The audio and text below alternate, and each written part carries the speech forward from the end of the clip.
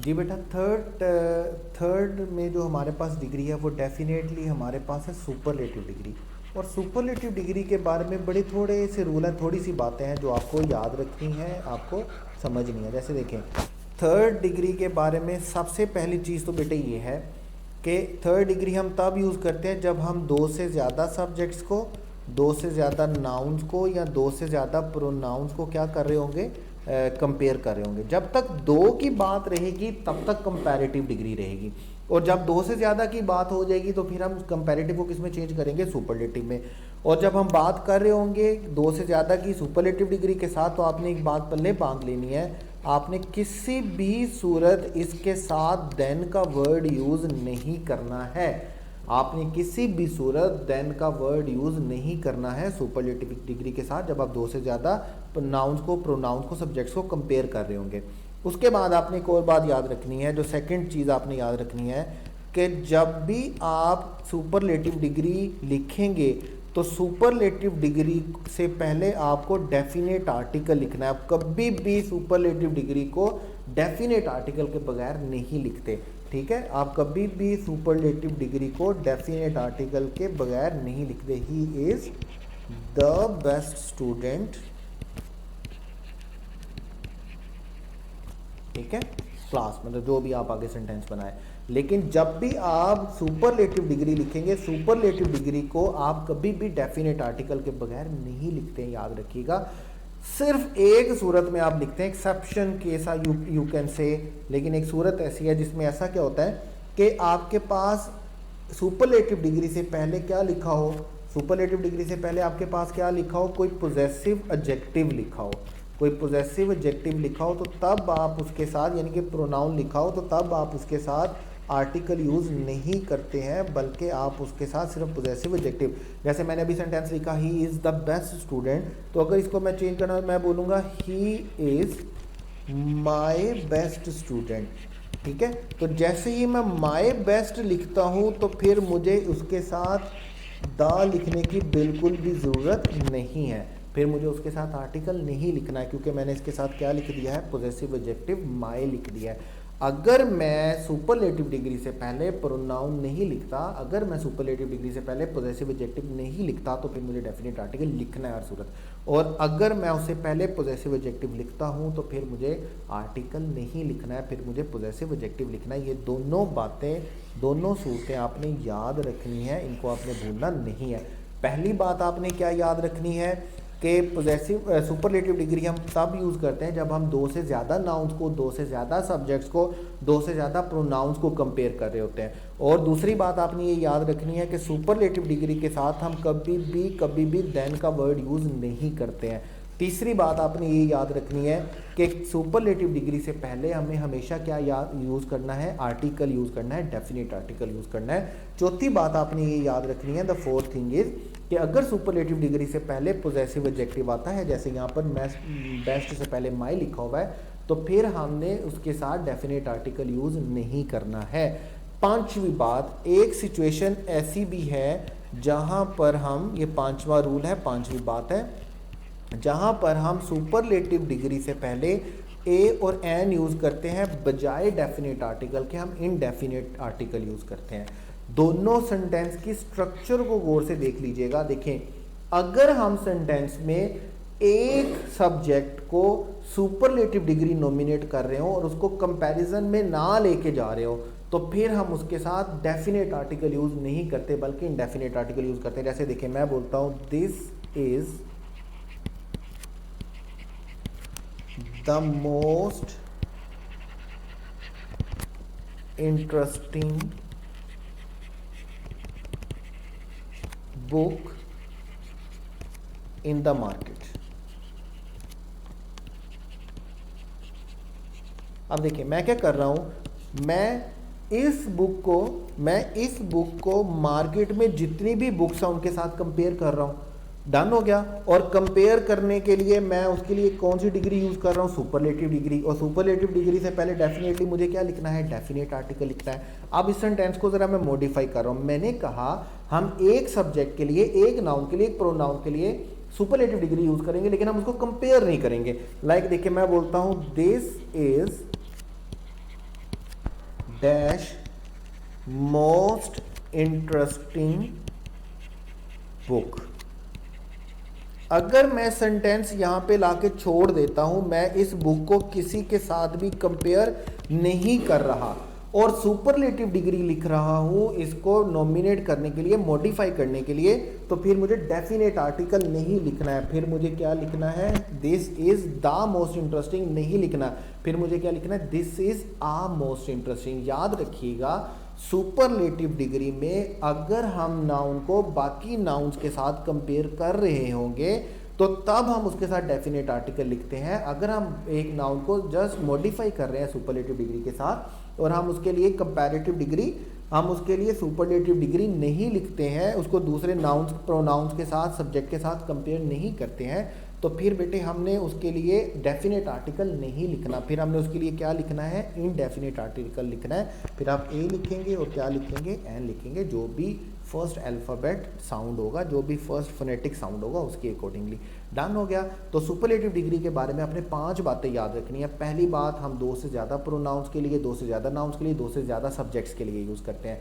दूसरी बात, हम देन का वर्ड यूज़ नहीं करते सुपरलेटिव के लिए। तीसरी बात, हम सुपरलेटिव डिग्री कहीं पर भी लिखेंगे तो हमें उससे पहले डेफिनेट आर्टिकल लिखना है, और जब हम उसको 2 से ज़्यादा के लिए क्या कर रहे होंगे? कंपेयर कर रहे होंगे। और अगर हमारे सुपरलेटिव डिग्री से पहले क्या आता है? चौथी बात में, अगर हमारे सुपरलेटिव डिग्री से पहले कोई पॉजेसिव एडजेक्टिव आएगा, माय आएगा, वी आर आएगा, ठीक है, हिज आएगा, हर आएगा, कुछ भी आएगा, तो तब आपने उससे पहले आर्टिकल नहीं लिखना है। फिर हम सिर्फ पॉजेसिव एडजेक्टिव लिखते हैं, आर्टिकल नहीं लिखते हैं।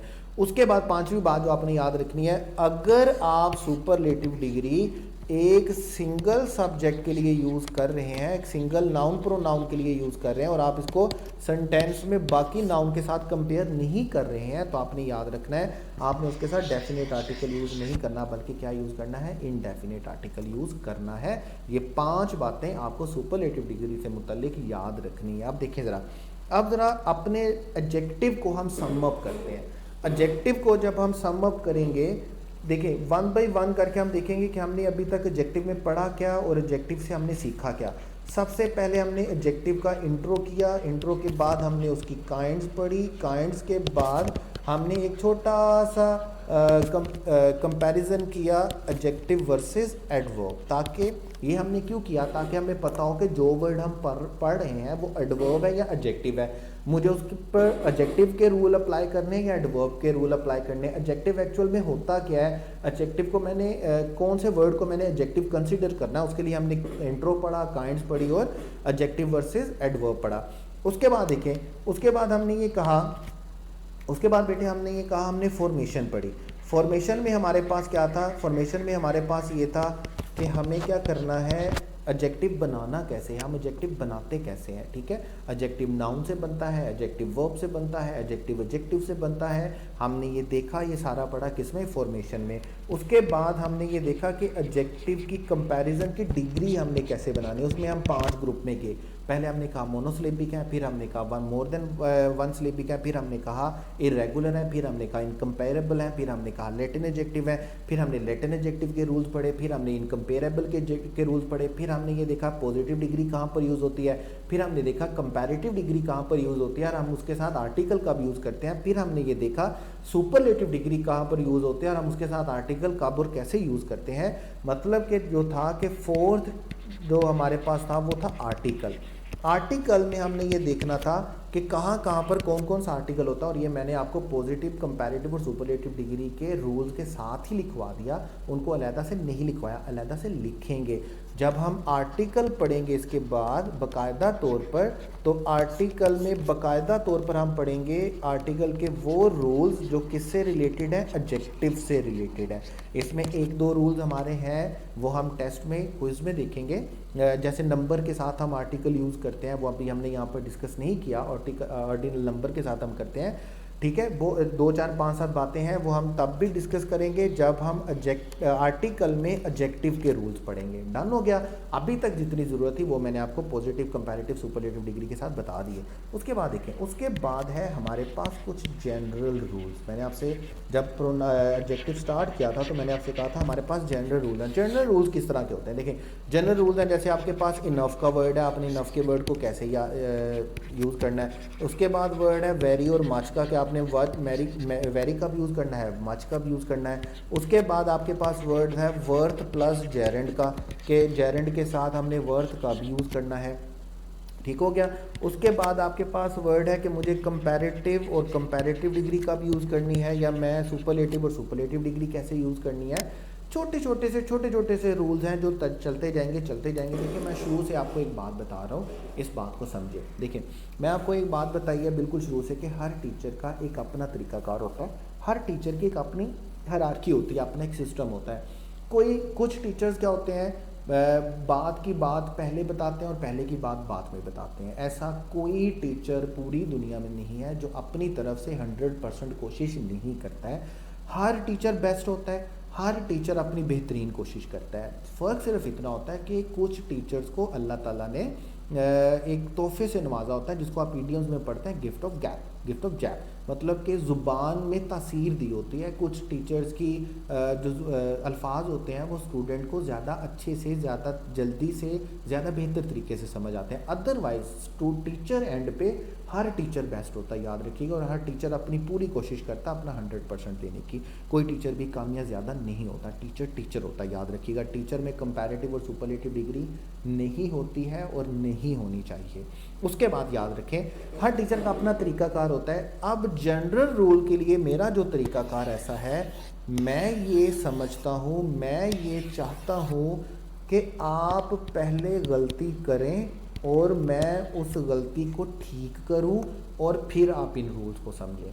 देखिए, हम चीज़ों को याद कर लेते हैं, हम चीज़ों को रट्टा मार लेते हैं, हम चीज़ों को समझ लेते हैं, लेकिन हम वो चीज़ कभी नहीं भूलते हैं जो चीज़ हम क्या करते हैं, पहले गलती करते हैं और फिर उसको ठीक करते हैं। आपने गलती करेंगे, गलती करने के बाद ये अगर इनफ का वर्ड है टेस्ट में आएगा, आप टेस्ट में इसको गलत करेंगे, मैं इसको सही करूँगा, इसको एक्सप्लेन करूँगा, देन आप कभी भी इसको भूलने नहीं वाले हो। दूसरी बात क्या होगी भला, अगर मैं ये रूल्स भी बता दूंगा तो बहुत सारे बच्चे जो हैं वो टेस्ट को सीरियसली नहीं लेते हैं और डिस्कशन को भी सीरियसली नहीं लेते। और मैं ये चाहता हूँ कि टेस्ट का हर क्वेश्चन, चाहे मैं 100 क्वेश्चंस का करवाऊँ या 150 क्वेश्चंस का करवाऊँ, टेस्ट का हर क्वेश्चन बच्चा सीरियसली ले और उसकी डिस्कशन सीरियसली पढ़े। उसके लिए मेरे पास सिर्फ एक तरीका है कि मैं कुछ चीज़ों को स्किप करूं और उनको डिस्कस कहाँ पर करूं, आफ्टर टेस्ट, इन टेस्ट डिस्कशन। डन हो गया। तो आपने याद रखना है जनरल रूल्स, जो छोटी छोटी बातें, 8-10 बातें हैं, वो सारी की सारी बातें हम कहाँ पर डिस्कस करने वाले हैं, एडजेक्टिव में। एडजेक्टिव का जो टेस्ट है वो थोड़ा लेंथी होने वाला है। एडजेक्टिव की जो डिस्कशन है उसमें किसी तरह का कोई कंप्रोमाइज़ आपने नहीं करना है, चीज़ों को अच्छे से नोट करना है, अच्छे से प्रेजेंट करना है, ताकि कल को ऐसा हो सके कि अगर आप पूरी इंग्लिश की, एमकेट इंग्लिश की अगर आप करना चाहें, रिवीजन करना चाहें, तो 1-2 घंटों में आप पूरी इंग्लिश की रिवीजन कर सकें। ऐसा ना हो कि पता चले बाद में 50,000 रूल्स लिख लिए, rule number 1, rule number 2 exception, rule number 1, rule number 2 exception, rule number 1 exception, rule number 3 exception. Fresh students को अभी नहीं पता है, रिपीटर स्टूडेंट इस बात को बड़े अच्छे तरीके से जानते हैं कि चीज़ों को कैसे गवर्नमेंट किया जाता है।